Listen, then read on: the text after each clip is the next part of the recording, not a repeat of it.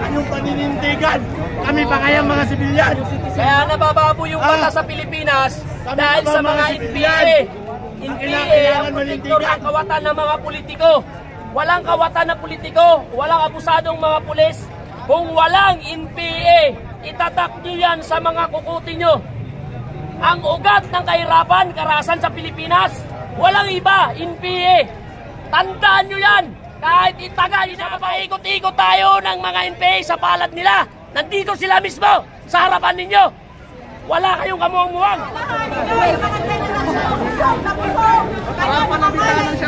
Tama yan, tama. Hindi yung manito yung tama lang na ano yung kaya nga dapat nga ibalik na nga yung death penalty. Mangunguna na yan mga oligarchs na yan. Saan ka? Saan ka nakakita? Delikado na talaga ako ngayon, di ba? Dahil sa mga trolls na yan. Pero hindi na ako natatalo. Kaya na ako nilabas! Ako si Torre! Putang ina mo! Papalatang kita ng buhay!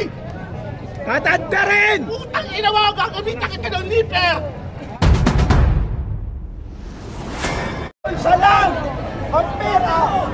Wala na tayong pera. 28 na blanco na pirman, hindi na i-impeach. Impeachable na presidente. Ayan mga kababayan, dito po tayo sa may Villamor, kung saan initing dito si Pangulong Duterte. Yan, nakikita po natin napakarami ng tao ngayon dito. Kaya nagdagdag sila ng maraming pulis para nakatakot na sila sa pwedeng mangyari.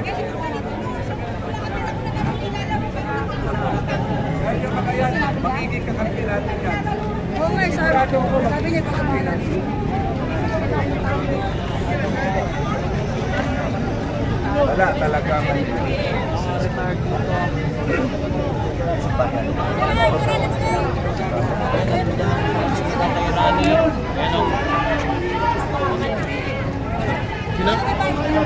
Ito mga kababayan, sa may bandang unahan makikita po natin talagang naharangan na ng kasi ang NPA mismo kamlisan. nandito. dahil wala din kayo dyan. Daming NPA dito. Wala kayong paninindigan. Kami pa kaya mga sibilyan. Kaya nabababo yung bata sa Pilipinas dahil sa mga NPA. NPA ang protektor ng kawatan ng mga politiko. Walang kawatan na politiko, walang abusadong mga pulis. Kung walang NPA, itatak nyo yan sa mga kukuti nyo. Ang ugat ng kahirapan, karahasan sa Pilipinas, walang iba, NPA. Tandaan nyo yan, kahit itaga yung sa bato. Kaya hindi tayo makausad-usad sa kahirapan since 1986. Pinapaikot-ikot tayo ng mga NPA sa palad nila. Nandito sila mismo, sa harapan ninyo. Wala kayong kamuang-muang.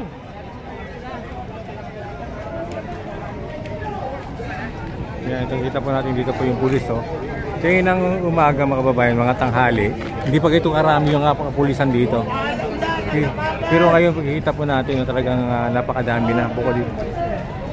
Ayan.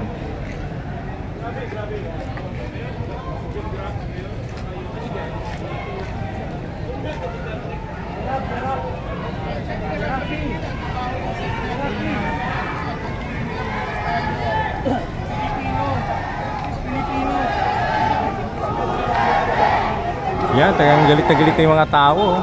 Diba?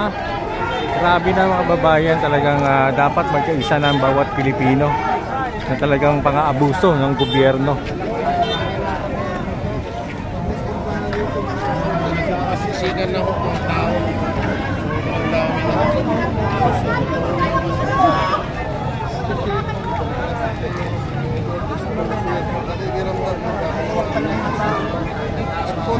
Number mo.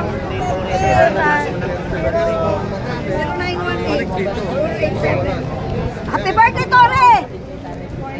Your last birthday! 0918-487-7012. Bayaran natin kung Ang mga taga-suporta ni Tatay Digong.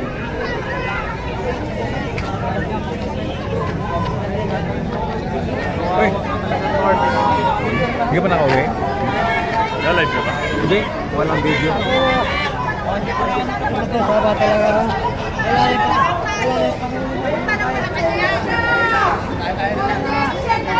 Justisya! Justisya para sa Pangulong Duterte!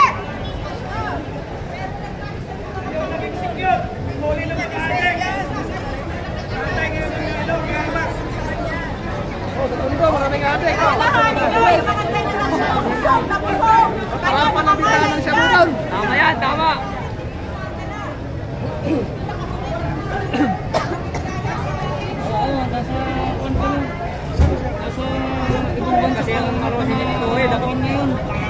Pwede natin naariin yung Malacanang eh. Wala Sila ngayon dun eh. naman, nagyari. Nasa US lahat eh. Nag-happy sila. Pwede naariin lahat eh. Nag-happy sila. Nagdiwag sila.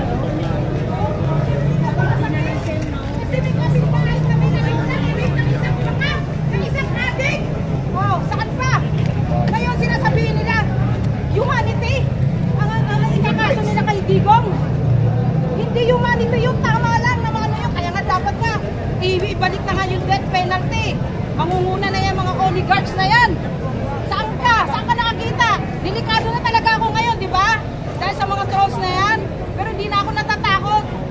Tama yan, tama. Tama! Tama yan, Di maganda yung ginawa nila. Dapat ibalik yung bitay. Dapat yan sa Malacanang na, nililito tayo, ginagawang bobo mga Pilipino. Tama yan. Malakas ang loob nila dahil ang mga Pilipino ngayon sa social media, nagkakalituhan. Ganyan na ganyan nangyari ng People's Power 1 and 2. Ngayon magkaroon ng People's Power 3. Isa, hindi natin magkaisa rin tayo. Tama yan. Hindi natin ang social media. Tama yan, Sa Malacanang Malacanang tayo. Kaisa na tayo kasi doon tayo pinupagbog. Lahat ng mga bumundo kayo, sinasabi na bobo tayo mga Pilipino. Huwag natin makita yan. Tama, magkaisa tayo! Hindi nagdedeklara ng martial law.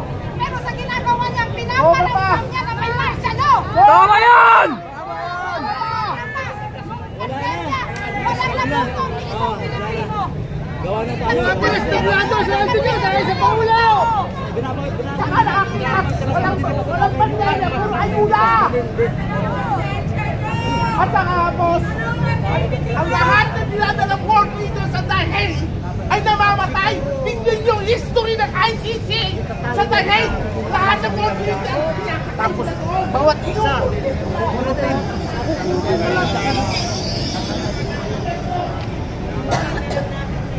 Yan mga kababayan, talagang galit na galit na itong ating maraming mga kababayan ngayon dito.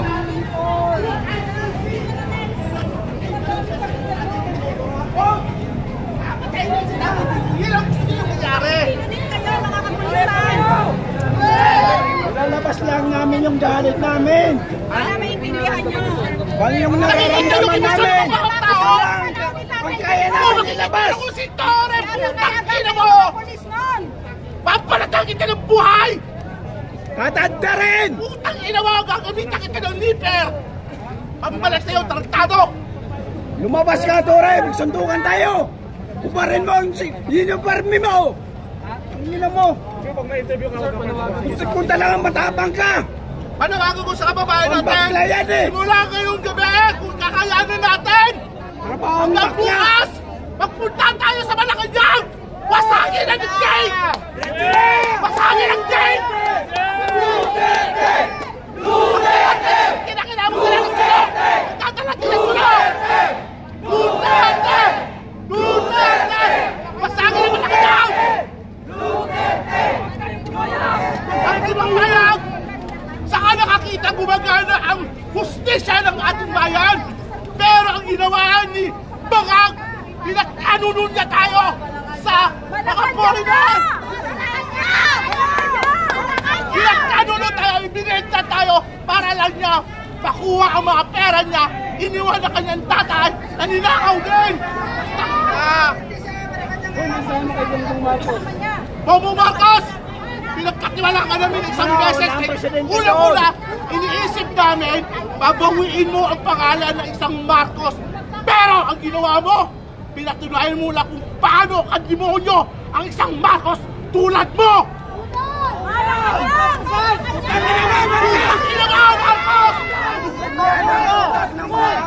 Marcos resign! Marcos resign! Marcos resign! Marcos resign! Marcos resign! Marcos resign! Marcos resign! Anong gusto mong sabihin kay Tatay Digong ngayon?